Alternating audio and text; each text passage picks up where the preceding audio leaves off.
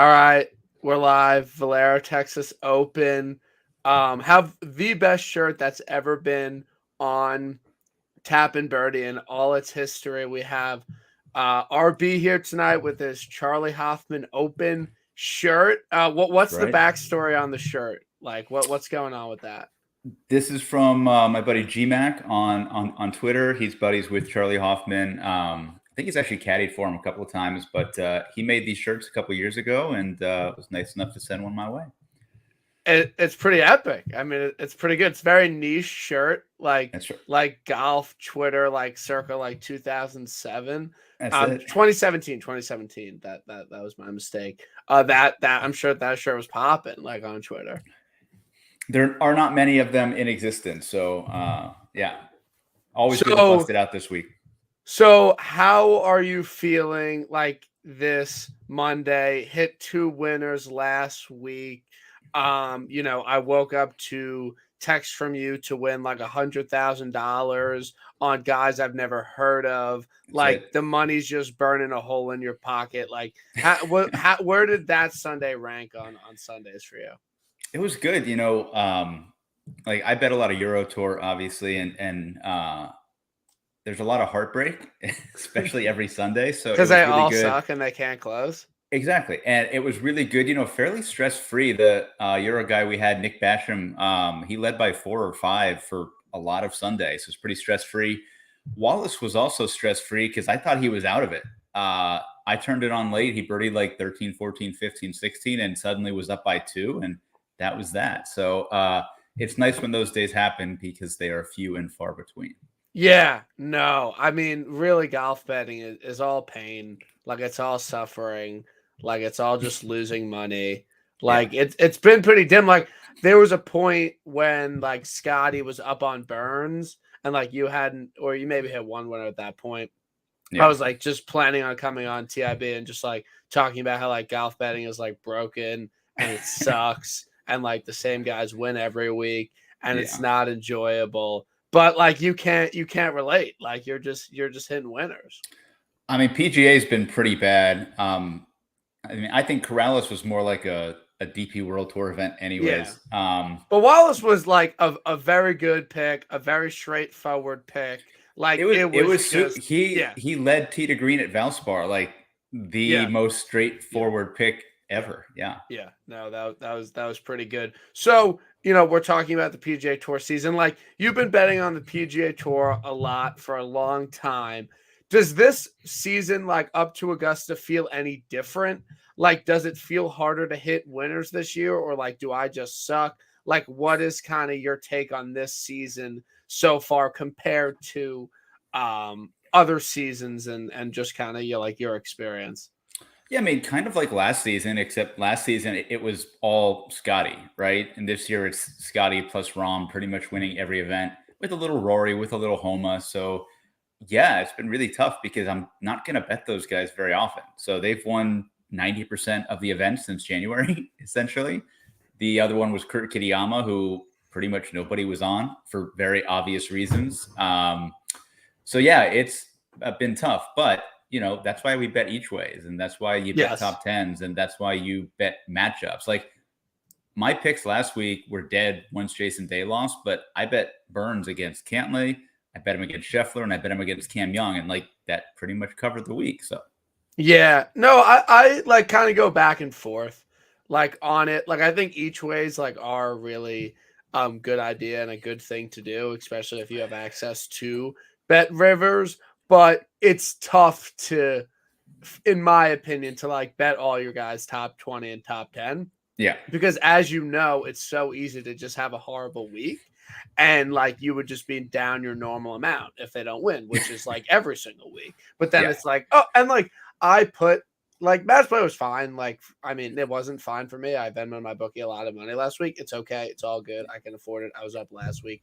But like last year in my notes, like hmm I was like, do not bet group winners. Like, do yeah, not bet group winners. Like, it's a very volatile thing. Like, it's very hard to pick the winner. And literally Tuesday night, I'm like, whatever. Like, let me just throw like 250 on Hatton to win his group. Like, Yeah. everyone in his group is horrible. Like, he's playing unbelievable. Like, just 250 to win 300. Like, just they'll cover me for the week. Like, there's no way Hatton doesn't get through. And like 10 minutes into Wednesday, I'm like, okay, that was a mistake. Like, Yeah. I truly regret that decision, but it's okay. This is golf betting. Sometimes we like to gamble and we make unfortunate decisions, but it's okay. Well, the winners are around the corner. Yeah. Like, I think so. I agree with you. I don't like the group betting for that because at that point, just bet the matchups, right? Like, you had multiple guys over the last couple of years who went like 2-0-1 in their pod, right? They didn't Yep. lose a match and then they lose the playoff. Yep. So, like, I'd rather just bet a couple matchups instead of trying to Yeah. figure out who comes out of the group. Yeah, but we don't have to worry about it. For next year, were you locked into the match play? Did you get to watch a lot of the match play? I know Not it's until going the away. weekend. No, Yeah, not not until until the the weekend. weekend. Yeah, I mean, I thought Saturday was excellent. Saturday is one of like the best days. I really enjoy it. A lot of matches going on.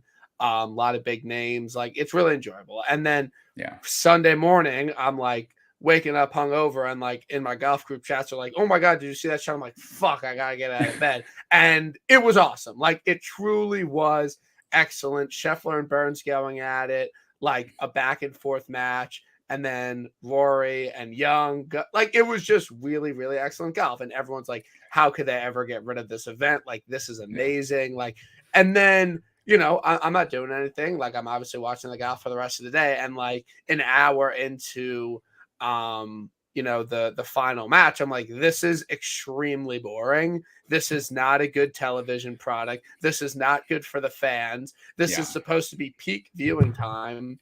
And it's like, oh, okay, this kind of makes sense why, the sponsors don't want this event and why it's going away. Like, it has its really great moments, but, for the fans and for the viewers on Sunday afternoon, it just really doesn't hit usually. Yeah, I think so. There's a couple things, right? One is you could have a really good matchup like you had that's just a blowout, right? That happens. It's match play. It's exactly what happened yesterday. You could have a dud of a final. Like, if that final was like Mac Hughes against JJ Spawn, right? Like, that's the sponsored nightmare. They don't want to see that. But also, like, even if you have really good matchups, which we had for the final four, like, there's four guys on a golf course. Yeah. There's not that many shots, right? It's a lot Yep. of the talking heads. It's a lot of commercials. Like, you have to figure out, one, either how do we just have more guys still on the golf course, right? Or two, how can we make this more engaging? Like, if they turned it into like, I don't know, like the match where they're all mic'd up and doing things, like, Yeah. maybe you can make it better, but with only four guys or two guys on the golf course, what are you going to do? Yeah. And, again, like, Sunday is when you sell the most tickets. Sunday is when the most Yeah. people are at the golf tournament. And I don't know, but I assume it's going Sunday to that tournament sucks. Mhm. Like, it's just, it can't be that enjoyable. Like, No. so I think there's a lot of things going against it. I do think it's a good change of pace. Like, again, we have the same exact thing every single week. Like, I don't think there's anything like wrong with it. Like, I think that they should try and get it back in like 2025, but they got to figure something out. But I don't think it's as simple as, oh my God, like Sunday morning was like the best thing ever. Like, they can't get rid of it, where, a lot of people like were definitely turned off Sunday afternoon. So, it's fine. The PGA Tour will figure it out. I'm not losing any sleep over it. Are you, RB? Like, any sleep? No, over I mean, like it was a nice change of pace, but again, like, the last 8 hours or 7 hours weren't that interesting. So yeah, it's tough. So, we're kind of getting into Masters season. Everything's ramping up for Augusta. We obviously have this tournament in between. Anyone that goes on your profile obviously knows that you had some success at the November Masters. We've never really talked about it. I just kind of wanted you to take me through what happened, like how you made that lineup, the sweat on Sunday. Like, what was that like for you winning 200K at the Masters in DFS? Yeah, I mean, so one, I'll say it was very lucky. I mean, if you look at the lineup, it's crappy for one. I played a very chalky DJ, but he won, so you needed him. Yeah. And then So I mean, the lineup winner was Cam Smith, right? That's when he was cheap. He wasn't really that popular. He wasn't that good at the time. He was pretty popular that week. He was the last guy in my lineup. Like, I did not have him in. He was like a last minute click. So again, kind of blind luck there. But I did not open the DK app on Sunday. I had some trouble with that. I had other people who were watching it for me, but the biggest sweat. So my first guy out on Sunday was Cam Champ, right? And wait, so how many lineups did you have in the contest? You had one. One. Yep. I play one lineup. Like, that's what I do. It doesn't matter if I'm playing the 20, if I'm playing the 200 single entry, if I'm playing the 555. I play one lineup, you know. Okay, so that was the one. Okay, that makes it way more impressive. Okay, so you had one lineup. What point in the week were you like hovering? Like, I know Sunday you didn't look at your phone, but like, what were your positions like before? Starting Thursday, I had a great Thursday. Okay. Yeah, we struggled Friday, but they were all like inside the cut line and like it was fine. But like I was either in third or fourth after the first day and pretty much was in the top 20 the whole time. But yeah, on Sunday, my first guy out was Cam Champ. He wasn't in contention at all. So you just needed him to score, right? Which he had been scoring all week.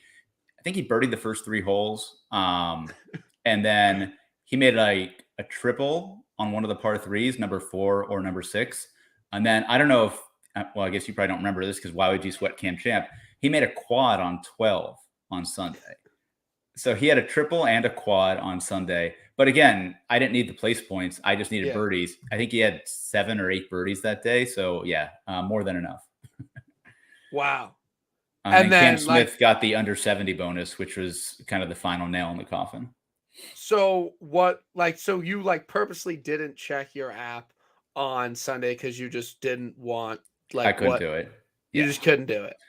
Like there's certain swing, like, look, I played poker forever. You know, I gambled. I know what swings are. I've had very big swings, but that was like a 200K swing. You know, that was a little bit bigger. Yeah. So it was great. No, I didn't check one time on Sunday until it was over. So.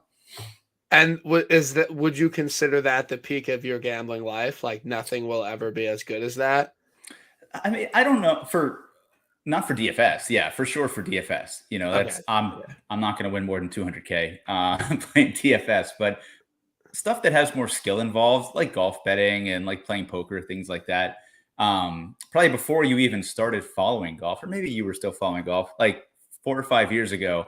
And I was thinking about it because Matt Wallace was involved. I had a double, Matt Wallace on the Euro Tour with Patrick Reed at the Valspar. Wallace won it was like a 3,000 to 1 parlay.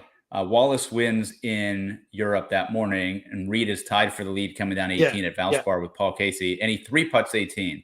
I don't know if you remember that one, but it was one that goes up the hill. Yeah, like Taylor Moore up the hill. Yeah, okay, yeah. Cost me like 50 grand because I didn't hedge at all. That was a long time ago. That would have been the you didn't have like 20K like at disposal to just like drop on Paul Casey. No.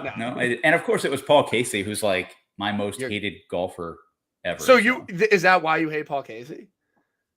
I mean, one of the reasons I was never on the right side of Paul Casey. Okay, and then every time he was chalk at like 7,800 in a major, he finished 6th, 5th, you know, very painful.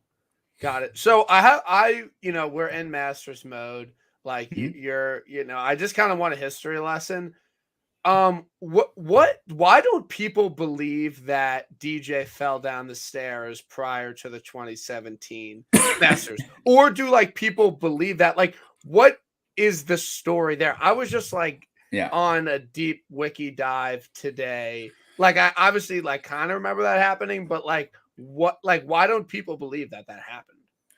I think so. It came kind of on the heels of everything else that was going on with him. Like he is one, you know, he had the suspension that people think he was suspended, but he said he was just taking some time off for like a failed drug test, things like that. There's always rumors swirling with Paulina, obviously. And I think a lot of that stuff has calmed down, but that morning was just so random because like, you know how the Masters is, everything's quiet. Nobody really knows what's going on. And like, we're just like watching the live stream from the driving range, right? Of guys warming up. And they're just like, yeah, Dustin Johnson's not playing. And he like won his last 3 events and was like probably like 8-1 to win. Was by far the best player in the world. Yeah, not even close. And like Um, killed DK, like killed betting. Like it was a massive deal. Huge. Yeah. Like huge. it would be like Scotty, Rory, or Rahm withdrawing. Yeah, and just the story. And like I think it takes, a certain type of personality for those stories to come out. But at that time, it was kind of believable, Yeah. Yeah, no, and then like he said like if it happened on Monday, like he would have been fine. He was like, "Yeah, I'll be fine in Yeah. like 2 days." Yeah. Like it just seemed odd. All of the circumstances It was around that. very odd, very odd. And then what year did Tony Finau roll his ankle? It's a good question. Was that Like I'm just gonna pull it up real 2018? quick. And he played well after that? Oh, he played great after that. Yeah. That was 2018. Yeah. And then I think he finished 10th. I think he was in the top 10. And then the very next year, he was in the final group with Tiger and Molinari. Yeah. And like we'll talk about Finau. And he's winning this year. No. Do you have any like what Masters action do you have going right now? I have one bet so far. Okay. What is it's that? Not very fun. It is a 10-1 on Jon Rahm from like a month or two ago. That's it. I mean, there's like some value there. So look, a Masters is very weird, right? Because like you have the course history angle. Everyone knows who the favorites are. Everyone's going to bet the same guys or want to bet the same guys. So it's like the one major that I would never really make futures for it, right? Because like anybody who you like who's not named Scotty, Rory, Rahm is going to drift starting Monday and Tuesday. Like you could bet Xander at 25 or Finau at 25. I guarantee you'll see a Finau at 33 or 35 next week. Yeah. Maybe 40. You'll see a Xander at 30 or 33 and you'll be like, why the hell is Xander 33? So, and like, I'm going to talk about it, but I think there's a possibility that those 3 guys don't win. And I think there's a lot of steam and very trendy picks in like Cam Young and Sam Burns and even Patrick Cantlay to an extent. I know you're a Cantlay guy. I'm not. But like this is the perfect year for like a Finau or a Xander to slide in under the radar, steal a win. You bet Rahm at 10-1. Well, because look, he's one of the big 3. I knew that number wasn't going to last. And that's when he was playing way better than everybody else. It's really tough because again, if you like care about like outright betting and like how to actually do it correctly, you can literally bet one of those guys and like maybe one guy like above 50, like literally. But well, that's why we bet each way. Like I will probably, I'm guessing at some point next week, I will have Finau and or Xander on the card.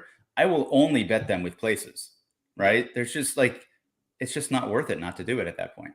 Yeah, it's just really tough because like you look at the Masters board right now and you're just like, okay, like everyone thinks it's going to be one of Rory, Rahm, or Scotty. I think you can cross out Scotty. I really don't think Scotty's going to win. The only person to do it in the 21st century is Tiger. There have been, 23 Masters champions that have all been unbelievable golfers. And like, I just don't think Scotty's going to win back-to-back. I think you could throw it out. I do think Rahm of the 3 probably has the best chance, in my opinion. Just kind of like looking at it now. This isn't a Masters pod. Do you take anything from Rory, like having like 19 putts and shooting like a 62 there, like earlier, like this week? Like, do you take anything away from that? Like, do you think Rory McIlroy has a better chance of winning the Masters this year than any of the past, I don't know, like 5 Masters? I mean, I don't know. He's playing arguably as well as he's ever played. I will say that. But like, so is everybody else, Yeah. I think they're all appropriately rated. And I think, like you said, I wouldn't be surprised if any of those 3 win. I will say I would be shocked at the end of Rahm's career if he didn't have at least one Masters. I would not be shocked at the end of Rory's career if he didn't have a Masters. Yeah, no, I agree. Like, that's why I think Rahm has probably the best chance of the 3. But again, just Masters betting, like, if you like genuinely like you can really bet one of those guys and like that's it. And it's like really, really tough because you go down the board. It's like, yeah, was this guy like actually gonna win? And like I just can't like it just hasn't really been like that where like all the top three are just like 8 to No, and 1. like look at how the year's gone. Like Rom, Scotty, Rom, Scotty. Yeah. Like Yeah. And that's just like what whenever happened. they're all my friend Adam always says like whenever they're all together, like one Yeah. of them wins, other than last week with Sam Burns. Did you have any FOMO on Burns last week? Like any Yeah, sort of yeah, I did, which is well, yeah, because I was like all in the previous week at Valspar, and that's why I kind of bet the matchups all week. Because I was like, you know yeah. what, I didn't get the Burns 40 or 42 that everyone had, so I'll just win my plus 150, and for the next 3 days and call it a day. Yeah, I thought Burns was like a really, really excellent pick. Like I thought it was like a really like sharp, really good Yeah, pick just because of the fact that he was very popular for a little bit because he was drifting to these very large numbers and a yeah, lot of people were on him for those. And he obviously disappointed, played well at the Players, obviously got back into form at the Valspar, and then obviously he's probably like a top 5 putter yeah, on the PGA Tour, and the irons are back, and he just looked fantastic. And I think he really needed a big dick win on his resume. Like Colonial is probably his best win, yeah, like after a major. So I'm glad he got like a really good win. Definitely a lock for the Ryder Cup. I think there were maybe some concerns, a week or two ago that he wouldn't be on, but there's no doubt lock of he will locks. be. Yeah, He'll be on. Zal's out. He's not going to be on the Ryder Cup, like zero chance.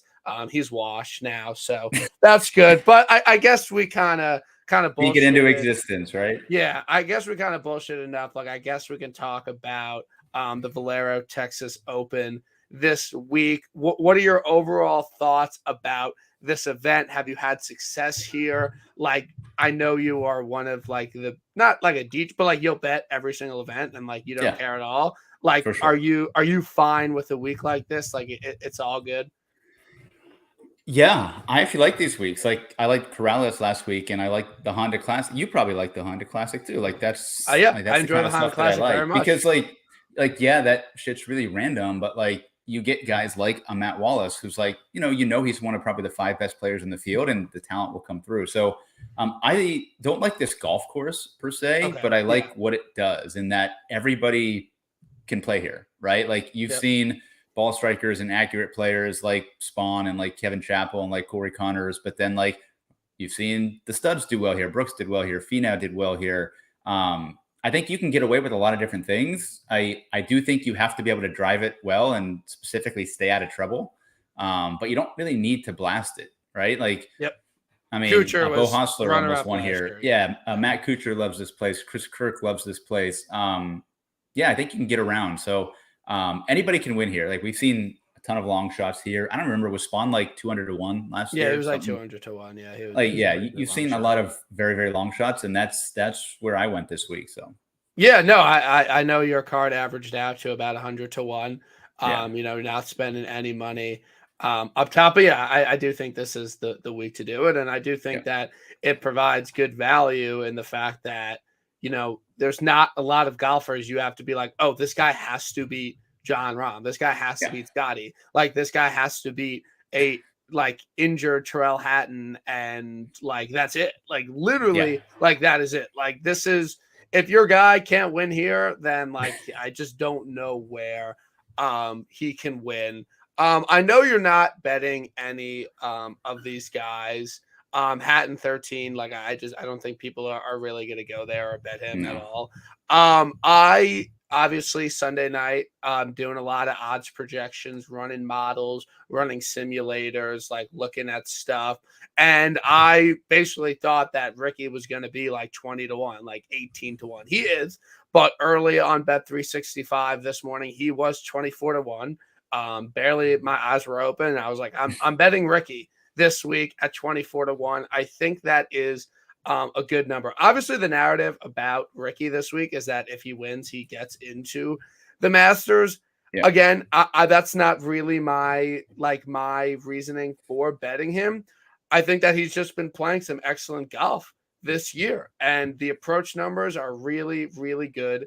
And that was kind of the key thing you needed to, kind of identify Spawn last year, is that he had a really good approach start in his last start. Ricky, the last time he was in a truly awful field with like just no one around, he finished runner up at the Zozo. Like, I just think that, like, if he can't win this event, he really can't win. And he's played well here. He has 2 top 20s here. I just think he's going to pay it off with a win. It will be a feel-good story for the PGA Tour. So I'm in on Ricky at 24-1. And I feel good about it. Should I not? Should I not feel good about Ricky Fowler winning a golf tournament? I mean, yeah, like I think for most of this year, obviously he's been lumped into that sort of Jason Day category, right? Guys who kind of found their way back, feel good story. Yeah, like there's no reason not to root for him. And like you said, he's been playing great. The iron play's been good. The putting's been solid. I still have concerns off the tee, right? That's sort of his thing. He's a little bit inconsistent off the tee. He's plenty long. That's not the issue anymore, but he doesn't hit a ton of fairways. He's kind of up and down off the tee. And I think this is the kind of place where you can get into some trouble. I would have look, he's been super consistent. But like you said, he really only contended at the Zozo, right? Yep. He's got, 10th, 15th, 20th, like he's got solid finishes, but I just haven't seen enough of like, hey, you're about to win. So I'm going to avoid that at about 20-1 this week. Yeah. I totally understand. It's tough to, deposit $150 to bet Ricky Fowler. Like but here's the guy I like most at the top, out of kind of like the guys under 30-1. Ricky, Connor, Siwoo, Riley, Montgomery, Decky, Kirk.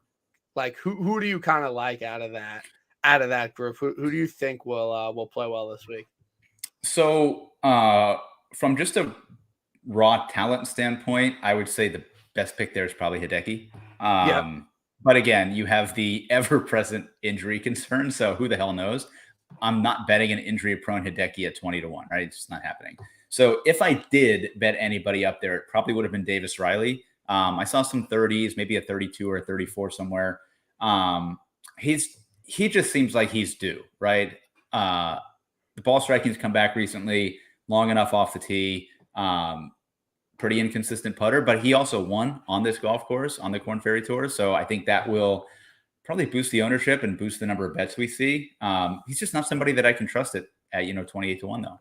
Yeah, no, and like I think it's like, again, you're gonna have the concerns with everybody. Like I think it's similar to like the Valspar like 2 weeks ago. Like Taylor Moore legitimately never contended on the PGA Tour once, and he just kind of like backed into a win. Like JJ Spawn, like he had to like beat Matt Kuchar and Bo Hostler and like Dylan Fratelli down the stretch. You're not asking for much. So like this is the spot where people need to get it done. I really like Siwoo Kim. Like I think it's a bet. Like he played really well last week, other than getting killed by Cooch. I can bet him at 22-1. Like I couldn't really do much after that. I'm gonna have to see. I don't really know if Siwoo is gonna win twice this year. That is the only reason I don't think Siwoo will win, is because he got his win for the year. Like that. Other than that, like I think Siwoo is a fine play. I might play him in one and done because I've been awful in one and done, and I don't want him to play well. So I'm just gonna like curse him in one and done. Like that could be a good strategy for me if I don't want to bet it. You think like this seems like a great spot for Kuchar, and people are betting him a lot, and 33-1 is like a high number. Yeah, I mean, kind of the same argument. Like again, he's been good, but his spike weeks are pretty. I guess they're pretty sporadic, and it's usually putting, right? Like, hey, is Kuchar going to gain 7 strokes putting this week? Maybe. But yeah, like this is a perfect course for him. Both him and I guess probably Siwoo. I think they hit the most fairways of any of these guys at the top. So I like that by default on a course like this, where you can get stuck in those trees and woods. Like we saw Kevin Na get stuck here a few years ago. So I don't hate Matt Kuchar this week. Yeah, I'm going to go anytime you're like considering betting Matt Kuchar, like you should just bet Brendan Todd, because they always play well on the same places. He was like I wrote him up last night. Like he was the guy Sunday night. Like I'm betting Todd this week. I got it 50-1. You could get him at 48. I think it's a great number. Like Todd it sounds weird to say, but like he actually like pops and like he actually has upside. I think he has like 6 top 10 finishes on the PGA Tour since last year at this event. Runner up at Pebble Beach earlier this year, like had a decent chance to win that tournament if Rose didn't like go completely nuclear. Top 10 here last year. Runner up finish at Charles Schwab, Texas. Like that's all you need. Like it's in Texas. He played well in Texas. I think Todd's due for another one. And if people are betting Matt Kuchar at 30-1, like I'd rather just take the 20 points and bet Brendan Todd. So Todd's my guy this week. I'm feeling good about the Todd father. I think I'm with you. I didn't get there. I just didn't bet anybody that low, but I definitely like Brenton Todd. I think my concern about him, right, is it really takes a specific week and a specific type of golf course, like a Colonial, like a Pebble Beach, something where, you know, you hitting fairways and greens and making every single putt is going to make the difference. So, yeah, I think he's okay here for sure. So, do you think Cam Davis is back? I mean, is one event enough to erase the rest? I guess. I think was he the one who had like sinuses or something going on the West Coast? He just said he was ill. Like he just said he Yeah. like wasn't right. Like So he maybe just that's wasn't. it. But like even so, like these last couple of weeks where he played better was like, I don't know, a lot of putting, a lot of short Yeah. game and putting, which I don't know. I mean, 1, 2, 3, he had like 6 miscuts in a row. I don't know. It's pretty bad. Yeah, no, I don't know if he's completely back. I'm not a huge Cam Davis guy, you know, Not a Cam anyways. Davis So truther. No, yeah. that's fine. You bet Matt Wallace. You're going back to him. I think the only real, I'm sure you were like before he was in contention, you were like, I'm betting him at Valero. Like you were in on him before he won in Punta Cana. Am I wrong? I mean, it was more of a number. Like I thought he'd be 35-1 this week. In some places he was. And then our generous friends at Bet Rivers who offer places gave us 66. Like I just don't think he should be 66. He also finished third here a couple years ago. To speak, yeah. Yeah, played this golf course really well. Obviously won last week. And that obviously wasn't a fluke. You know, he's won a ton and he led tee to green at Valspar. So I just think it was a bad number. Why not? Pure numbers play, plus EV, as we would say. Pure numbers play, yeah. Love it. Okay, I'll give you. Okay, of the random Euro guys that can't win, Fox can win. Fox, Noren, Højgaard, Dietrich. Yep. Who do you like the most out of those jabronis that can't win? Are we including value here with their numbers? Sure. Yeah, sure. So, I mean, Noren is dead. Noren has no shot. He's last. I don't mind the number on your boy Tommy Dietz, but I don't think I need to explain the issue with betting Thomas Dietrich. No, I'm out. Like he just doesn't win. Out. Like I hate Thomas Dietrich. You were right. I was wrong. Like you're smart. I'm dumb. Like he's genuinely horrible. The fact that I wagered money on him last week over Matt Wallace, like that was really dumb. Dietrich, as you would say, you know, can't spell his name at 50-1. Like I'm out on Dietrich. Like I'm just out. He can't win. So like I would say probably Nikolai Højgaard is probably like the one who I would trust the most, even more than Ryan Fox to an extent, because Fox just can't putt. Yeah, that was tough. That was really like I don't think, and like Nikolai can't putt that well either, but he's a little bit better. And again, he's young. He's already won a couple of times. He's playing for the Ryder Cup. Is he better than his brother? Who is the better Højgaard? Probably Rasmus, but again, they go up and down. Like right now, it's clearly Nikolai. So why is Nikolai playing in these events, but Rasmus isn't? Great question. You don't like how is Rasmus even in this event? Nikolai is in this event because of his top 10 last week at Corrales. Okay, got it. Okay. They gave some random invites for Corrales, which he got, but I did notice Rasmus finished tied 18th here last year. So I don't know. Maybe his brother will give him some course knowledge. But he'd be the one that I think, like, I would not be surprised if he contended again this week. So he's one of your faves this week. Yeah, for sure. Of those random Euro guys that can't win. Also, I know Sky was on him. I know you bet like super early. Like, how did you land on that DP guy? Probably, yeah. So Sky's been betting him for a few weeks. You know, he's one of Okay. the Challenge Tour graduates. So like every winter, we do a podcast with me, him, and Axis, where we dive into the Challenge Tour graduates. So he was just one of the guys, and I mean, we always really focus on stroke gain off the tee, right? Who are the guys that hit it the longest and the straightest off the Challenge Tour? Because that skill set is going to translate more than anything else. And he was like the top. He's probably the best, maybe the number 2 driver on the Challenge Tour last year, and he's just been playing solid. So happen to catch him at the right time. So give me like a PGA comp. Like give me like a like hitting who on the PGA Tour would have been like hitting him last week. Yeah, I mean, really, any of these Corn Ferry graduates who like we knew were going to be good. Like I don't know, like I think Sam Stevens is really good. I think that's a guy who's going to win at some point. Like even Dylan Wu, like he doesn't have the off the tee stuff, but like his skill set and how he played last year and how he's played, like I think that's a natural progression for those guys. So, Okay. yeah, I mean, any of the top 4 or 5 Corn Ferry graduates is kind of what I would look at. And he was just at a really good number. Like that seemed like a good number. And a golf course that we saw last year was all bombers. Like all of the long South African guys like Wilco, right? All those guys contended. So you kind of knew that was the model last week. Perfect. Yeah, no. Checks out. You're on Pendy. He was pretty bad last week. Well, what's up with Pendy? Pendy's been bad for a while. Again, I'm going to chalk this up to a numbers play. If I told you last year in a weak field that Taylor Pendrith is going to be 66-1, you'd be running to bet him, right? 100%. And like we know he's healthy. He came off the injury last year and came back and basically was a top 10 and top 5 machine. So I think he's okay. He didn't play well last week, but he did shoot a second round 66. So again, like I'm obviously cherry picking stuff there.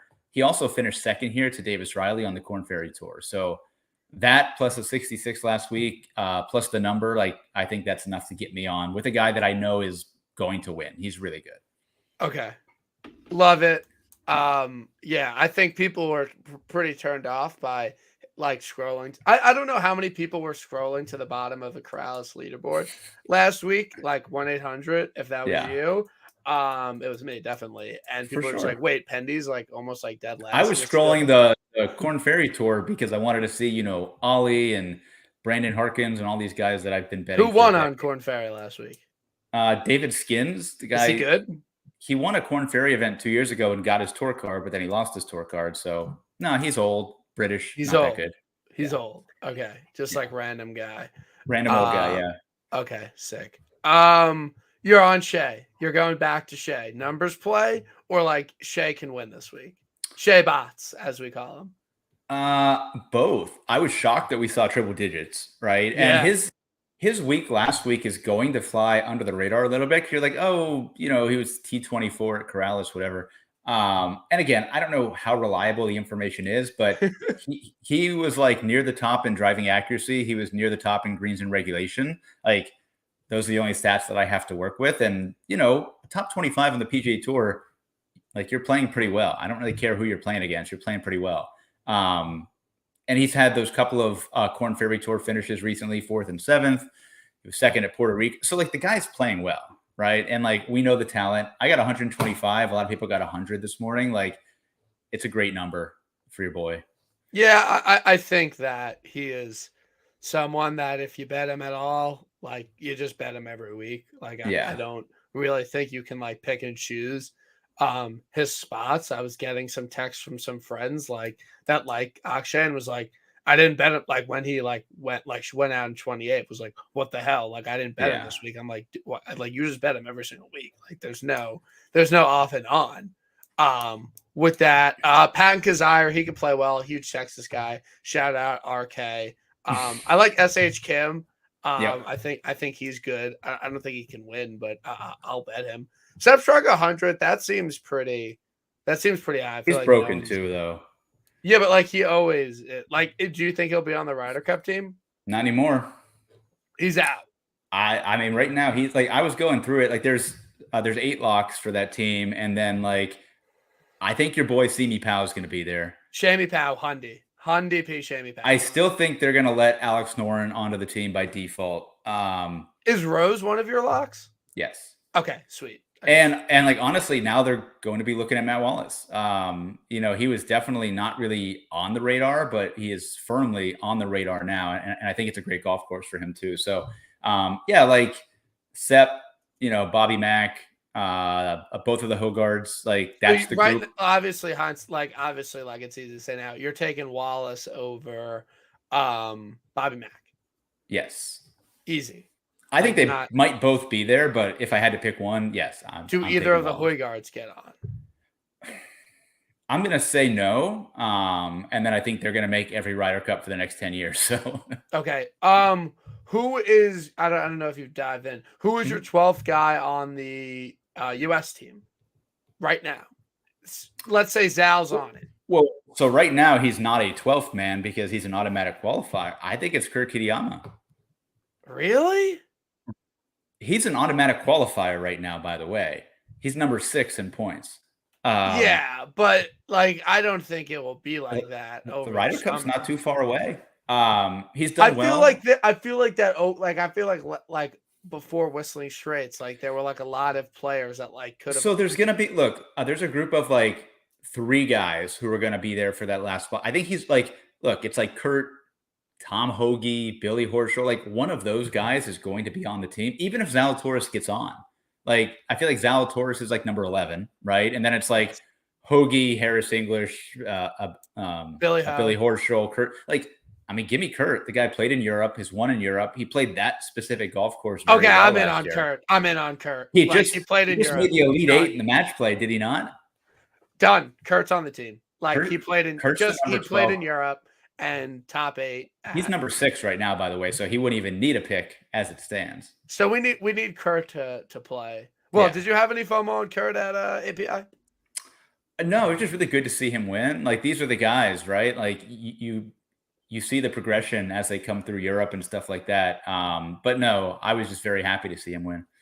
You were just, it is funny how it works in terms of like, he's a very popular long shot to bet. Yeah. And then like the week that no one's on him, like he wins. Like, that's just kind of it's just weird to like bet these guys at like 60 to 1 in Europe for years. And then, he wins Bay Hill. Like, same thing happened with Hatton a few years ago when he won. And now it happened with Matt Wallace. Like, it's cool to see these guys. And it makes me miss Thomas Peters and that he never did it. Did you listen to, I don't know if you're into that. Did you listen to his foreplay interview? Yeah, I don't normally listen to foreplay, but I was actually driving for work for like 8 hours and I fired up every podcast known to man. So yes, I did. What did you think of that interview? It was awesome. That's who he is. He is very straightforward, down to earth. He does not give a shit what people say. Like, it's why he has not moved here and he has not played on the PGA Tour. He wants to play the biggest events and he did it for a long time. And he probably took 50 million and he's got his family and he's happy to live in Belgium. Like, cool. Awesome. Yeah. I don't listen to foreplay either. I listen when they have a good guest on. Yeah. And I was like, okay, I'll listen to this. They do have a scramble coming out against Adam Scott. Oh, that'll be fun. I saw that. Yeah, like I liked what he said. Not everyone's a Hall of Famer, right? Not everyone is going to have an awesome legacy, and he's totally cool with that. So no, I'm looking. He's not in the Masters, right? He is in the Masters. He's in all the majors this year. All of them. He's in all the majors. No, that'll be interesting to see. He can do something. It's his last year, but he's in all the majors. Okay. We'll go into some of the long shots. I bet Hayden Buckley at 130 to 1. He broke my heart in Sony, and he's 100 to 1. I'll bet him. He's been awful, absolutely god awful. I don't care. He can turn it around this week. What is the case for Fratelli? He played well here last year. Does he have any form? No, he does not. He does not have any form. But so he actually, I think he's 3 for 3 in cuts here. He had the top 10 last year. Like if you look, he's missed 3 of his last 4 cuts, but like whatever. I just like that he's got the spike week potential, right? Like he also has a 13th, a 14th, a 29th in that time. He played really well at the Waste Management. He gained strokes in all 4 categories. I think he finished top 15. And like that event was not that long ago. It was like 4 or 5 weeks ago. He's got the Texas ties. And again, he's 160 to 1. Like, what do I care? Yeah. No, I had the most plus EV bet of the week, and I bet it at 180 to 1, and I'm Yeah. on odds checker right now, and I searched it and it didn't come up because he moved to 250 to 1. So I'm Sick. not quite sure, and I bet it on DraftKings, so I can't cash out. It's fine. It's okay, but Grayson Sig, 250 to 1. That is plus EV. He gained like 4 strokes in approach on his last start. That's what JJ Spawn did before he won. He's at the same number. He shouldn't be 250 to 1. I think he has some morsel of It just upside. I'm normally a big Sig guy for sure. Okay, sweet. My concerns, I don't even know when the last time he contended was. Was it like the 3M or something? Yeah, it was a 3M. It was a 3M. It was something along. So like, yeah, doesn't contend a lot and just feels like the kind of guy who's going to rip off like an RSM, right? Okay. You know, This is like basically. but we're not in Georgia anymore, you know. Yeah, but it's like, yeah, I'm confused. I mean, he's 100 to 1 on Bet Rivers, which is a sharp book. So there's fucking value. Yeah, Like, I think so. So the other thing that I'll say with Fratelli and really with all these guys is, so one of the things that I do, I go back and read previews from like the last couple of years. Like I'll read Ben Coley stuff from like 2019, 2020, 2021 on these golf courses because you forget things, right? Like, and he really liked Fratelli like each of the last 3 years. So I'm like, all right, he's done enough this year. I'm not going to miss that. So it definitely helps to go back and like, I listen to old podcasts sometimes just to learn the course again. And you hammered Kevin Chappell. Playing well, one here, boom, done. Got to do it. Like, I mean, that was easy. I'm a big Kevin Chappell fan, but yeah, like he's one of those, like people forget how good he was. Like he was like top 30 in the world type, you know, elite driver of the golf ball, elite ball striker. He was like Corey Connors, but longer, right? Okay. Like if Corey Connors added 20 yards, that was Kevin Chappell at his peak. So, does he only have one win? Yes, here a few years ago, but he also has like 4 other top 30 finishes here. And the last 3 weeks, he went 29th at Honda, 15th at Puerto Rico, 16th at Punta Cana. And at Honda, he gained in all 4 categories. So again, boom, like done. Easy. That's the sort of stuff. Like he's playing well. Like, is he going to win? Probably not. But that's why he's 250 to 1 or whatever. And like he could cash you in each way. He could catch me each way, and I like rooting for Kevin Chappell. So whatever. So were you on him when he won? I know Mayo always brings it up that he was like playing really well, and then he was at horrible odds, and no one bet him. No, I was probably on the runner up. I think that was the year that he beat Finau and Brooks. So probably had one of them. Okay, so just all pain. Wait, all so pain. What happened with the Chappell? Like he was playing really well, and I was playing really well. Kind of an unbettable number for a guy that's never won before, right? It's like in this field, if like, why are you not betting Davis Riley and Taylor Montgomery? It's kind of that situation. Okay. And he made like a 12-footer for birdie on the last hole to win. So that was painful. Nice. Yeah. And then Brent Grant, like he's like the fiery guy, Florida guy. What is he up to? Yeah, so again, he was playing really well on the West Coast. He had a 25th at Torrey Pines and a 20th at Pebble Beach. He withdrew from Honda. I guess he was sick. Then went back out, 40th at Puerto Rico. Missed the cut at Valspar, but he gained 1.2 approach and almost a full shot off the tee. So it was all terrible putting. And then finished 8th last week at Corrales. I just think he's good. He won on the Korn Ferry Tour last year. So again, I like betting guys who have won before. I think that helps. And he just makes a shit ton of birdies. So, and again, it's like 250 to 1. So you throw a few bucks on it and have fun. You threw more than a few bucks on it, though. I did, but it's okay. Well, each ways, you got to double the bet. Who bets for you like early in the morning? That would be our friend Tambo. He's my mule. Like every morning, like every Monday morning. I wake up at 6 or 5:30 every Monday. I'll send you the text. I text him every Monday morning at like 5:30, 6 o'clock. I look at Bet365 first because that's his. Yeah. Use PayPal. Do you give him like a tip? No, he usually gives me a tip. So because like I cover his podcast for him, and I like to think that I provide value to him. he had both of the winners last week, I think. So Yeah, oh, so he was on those guys because of you? yeah. I sent him my picks, and he normally tails most of them. So Got it. Yeah, no, because I bet for a lot of people. People bet for me. I yeah, always like with the transfer and shit. I always, give a little extra, yeah. just because it's like annoying to do. But yeah, no, you're up at 6 on Monday. Cards out by 8. Like, how Okay. much research do you do like Sunday night, or is it like just kind of Honestly, yeah, honestly, not as much as I used to. Because again, like as you get to know the courses and like the type yeah, of players, like it's very rare to have a unknown winner at this point. Like even the guy last week who was 160 to 1. yeah, I mean, Brad Todd had him, Ben Coley had him. Like people were on him. He was not sneaky per se. He was just a deeper odds guy. So like you kind of know where you're going, and then you narrow it down based on the numbers. But honestly, like I started having to wake up earlier because those yeah, very sharp British bettors move the books. They move the lines because everybody tails them. So you kind of have to get it in before them. yeah. I don't move the Um, lines, but they do. So, On to the real event of the week. Live Orlando? Question mark. yeah. So what's the deal with this course? You've played it. Apparently it's horrible.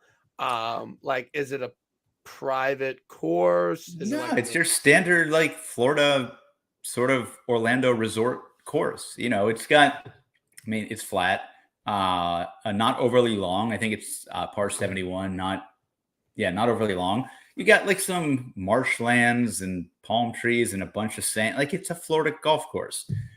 It's funny because like I was reading one of the live things, and it was talking about all these cool elevation changes. Now you're in fucking Florida. There are no there are elevation no changes, right? elevation changes? And yeah, so again, like I think you can bet anybody there. Like nobody's playing well. Nobody has a fucking idea who's going to win.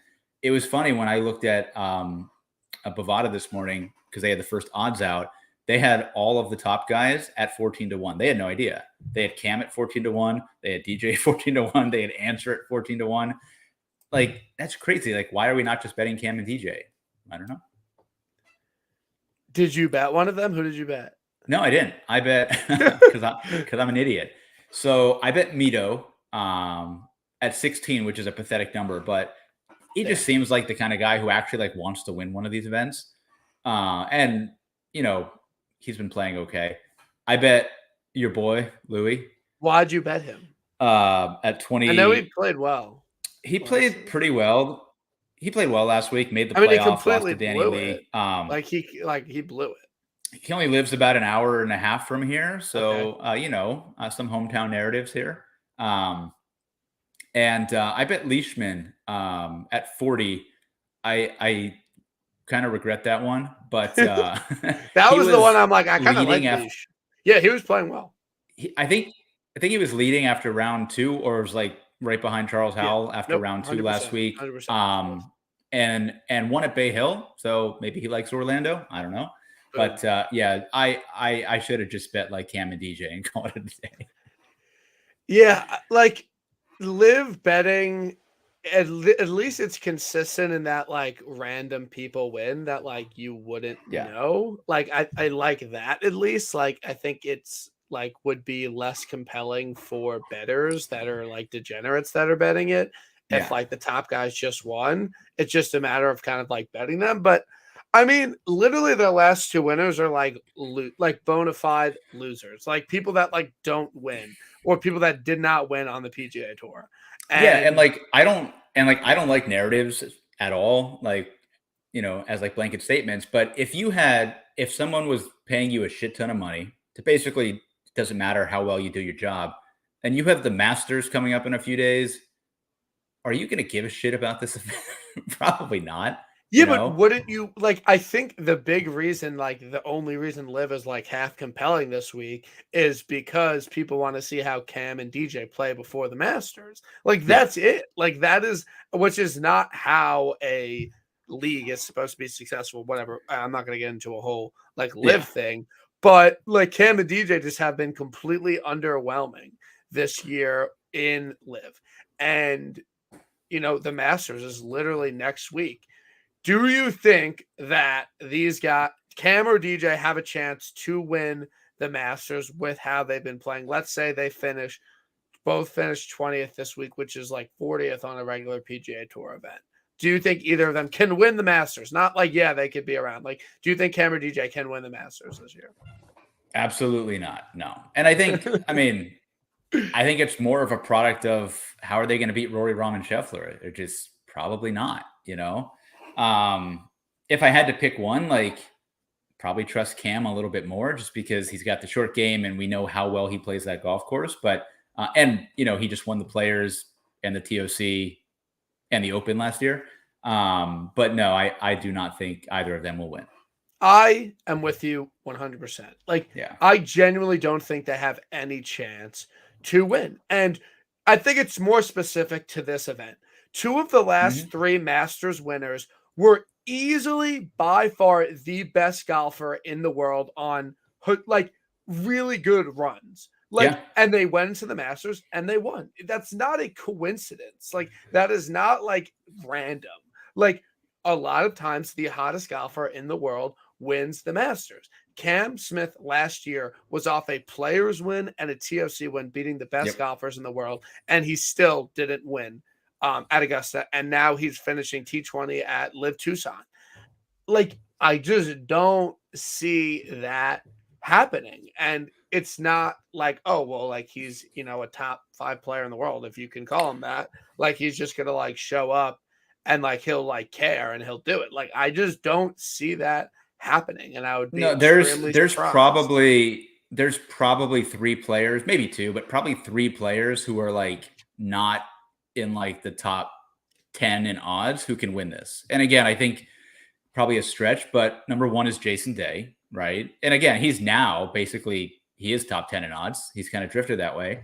I would say number 2 is, and this one's probably risky, Justin Rose. I think I've seen enough from him that that is probably as deep of an outsider as you would probably see. And then number 3 would be Tiger. And it's not like I would pick him to win, but would you be surprised if he played really well and contended? Probably not. But I just look at how well all the top guys are playing, even when you go down to that like Cam Young, Sam Burns, Finau, Xander range. I just don't see anybody else winning. It's just impossible. Yeah, my prediction, again, I don't care what they do this week. I think the Masters is going to be a massive fail for Liv, and I think it's going to be embarrassing for them. And I that is what my take is. I'm a huge Lib. I'm a huge snowflake. Like, I hate no.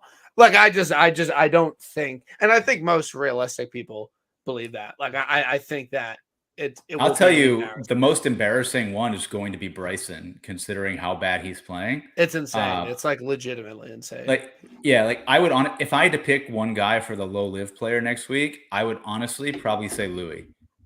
He's like the one guy that I just trust to like not give a shit, just show up, play pretty well. He might finish 12th or 8th or something like that, but no, I don't trust any of those guys. I'll tell you on that. I'll tell you, like a nice 9-1 Louis Lewis finisher. There you go. Like, I'm down. I'm sure the market will be there. So yeah, it should be. RB, aka Meats, pleasure to have you on TIB tonight. Looking forward to the Masters.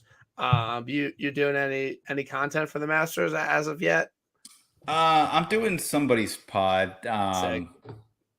Golf Gambling, those guys. I'm doing their pod next week. But no written content anymore. I'll just put my card out. I probably don't have to rush Monday morning because I'm not rushing to bet anything. So. Yeah, no, I wouldn't either. Unfortunately, I'm catching drifts on Xander. I have a day 50, so that's a good one. I slept on all that stuff. But here, my thing about it is that if Day couldn't win the Masters at the height of his powers, he's gonna do it now. He's playing. I mean, he's almost playing. So, I don't. He's almost playing that well. It's just that there are guys that are better.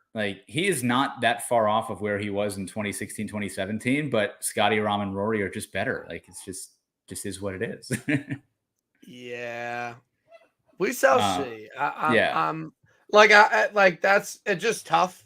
People knowing me as a golf bettor, and already getting emails from work people who do you like for the Masters? Like, I'm like, yo, like, there's like 3 guys that can win, and they're fucking 8-1. And I get the text every week for like office pools, like, hey, who am I taking to my Masters office? I'm like, I don't care. Take whoever you want. Yeah, it's tough. I'm looking forward to it. I'm looking forward to Valero this week. Yeah. It would be really great if I could like win a bet. Like that would be really great for me. Well, let's win. Yeah. I'll bet Shay. Louis. Yeah. Like the 3 biggest losers on Live to win the first 3 events. I think Rivers had a 28, so you take the each way. Like that's a fine price with the places. I think they're giving 5 places, which is crazy for a 48-man field. So yeah, I'm down. I'm betting Louis. Isles scored. Let's go. They're up 2-1. RB, have a wonderful night. I wish you the best with your bets and everything in life. And I hope you play some great golf this summer. All right. We'll see you next week. I will chat with you again soon. See you, buddy. Okay. Be good.